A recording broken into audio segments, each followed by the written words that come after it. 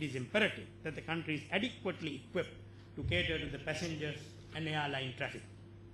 We are in the process of expanding the Katunayake Airport to increase capacity to handle 9 million passengers per year, as against the 7 that we have handled at the highest level, at its second phase of expansion. With the facilities offered by the Mattala Airport and the implementation of the second phase of it to handle 5 million passengers a year, Sri Lanka will be in a position to handle 15 million passengers a year at the 2 international airports. That is our plan. That would have to be very carefully mapped out, do the right marketing, ensure that wherever tourist arrivals are concentrated, like maybe Western Europe earlier, but today Asia is becoming a very important area for us. We need to be doing marketing at that level to bring more tourists to Sri Lanka if we are to reach these 15 million passengers. Sri Lanka has also taken steps to develop domestic airports in several places. These will be developed as city airports, aimed at developing the market for charter flights and private jet operations. The growth in the air transportation is expected to create a demand for aircraft maintenance, repairs, rebuilding, bunkering and catering services, which would provide an opportunity for development of an efficient aviation industry in the country.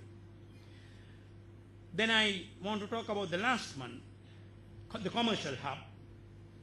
The Mahinda Chintana envisages to establish Sri Lanka as one of Asia's foremost commercial centers in the fields of commercial services, international banking and international investments through attractive tax regimes, fiscal incentives and such like. Many things that we need to be doing at that level. With ease of doing business, if you have looked at some of these documents published by the World Bank, that's an index of identifying a country where whether it is easy to do business. The ease of doing business index has been improving over the years. Sri Lanka could easily become a commercial hub in South Asia if we look at some of the underlying factors.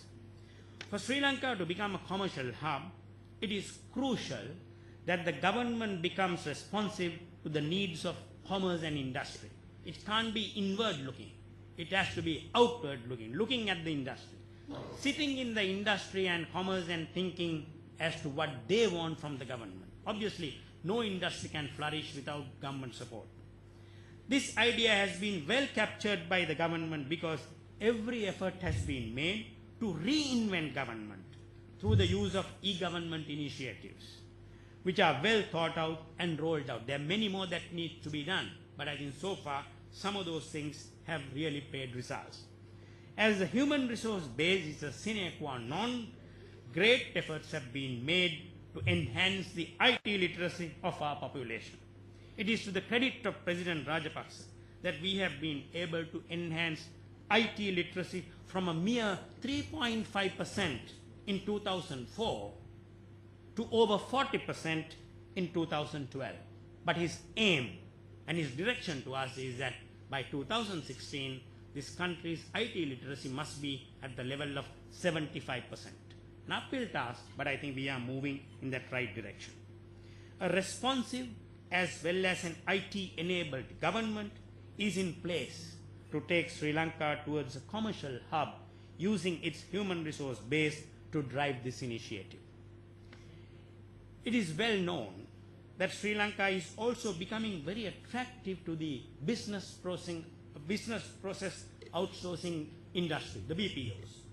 In regard to commerce, it is not out of place to say that next to UK, Sri Lanka has the highest number of CIMA qualified personnel in absolute numbers. The Institute of Chartered Accountants of Sri Lanka is a well-established, highly respected body that has been able to contribute significantly in providing the necessary qualified personnel to man financial institutions that will be based in Sri Lanka. Don't forget about the personnel, particularly in regard to areas like commerce. You have to have the right ingredients here. Even in the IT industry, many countries complain, many countries that want to establish here complain that we haven't got that critical mass of IT engineers. They need at least 10,000 IT engineers per year to come out of our universities. But we are barely coming out with only about 1,000, maybe 1,200, the most. But that's not enough to create the critical mass. So we need to be looking at those parameters as well. Well, gentlemen, I think this is the story about the 5 hubs and where we stand. Every year you will see steady progress. There is great monitoring by His Excellency the President himself, because that is his thought. He is the one who articulated this thought to a group of officials when he said that, well, you know, for us to take Sri Lanka to that level in Asia, what are these things that we need to be doing? What are those things that we have as our inherent strengths? And that is how these 5 hubs were created. It's a very interesting story. Having said that, Mr. Secretary, I just want to say that whatever we need to be doing, or whatever we have been doing, that peace is central. Peace that we enjoy now is central to all what we do. That peace is central to development can in no way be underestimated. This is almost a prayer for us Sri Lankans who have lost 30 years of our history with destruction and mayhem. You are the best people who know about it more than anyone else, because you sacrificed your limb to make this peace a reality. As President Rajapaksa has enunciated many times, and let me quote from him, there is no development without peace, and no peace without development. How true. If one looks at the 2 election manifestos of President Rajapaksa, the first one, Mahinda Chintana, published in 2005, clearly gave a promise to the electorate. What is it? That he, the Prime Minister at that time, would eradicate terrorism from our midst, and an honorable peace will be ushered in. Having fulfilled that promise among many others, in a relatively very short time of 2 years and 10 months, President Rajapaksa, with the chief architect here, in his second manifesto in 2010, Mahinda Chintana, the way forward, outlined the 5 hub strategy. So there is a very clear progress, or very clear thinking as to how all this has come about. Clearly there is a very precise, a purposeful path to take Sri Lanka to greater heights. Experts in economic as well as social development have often stated that there are no parallels in the world, particularly when you talk about post-conflict development, to map out like this. Mahinda Chintana has today become a document that is being so much debated at the level of the World Bank, the IMF, that the strategy post-conflict is being so well designed. Having eliminated a debilitating terrorism that crippled our economy and killed tens of thousands of innocent but productive citizens, the government has to ensure that this hard-fought win is not compromised.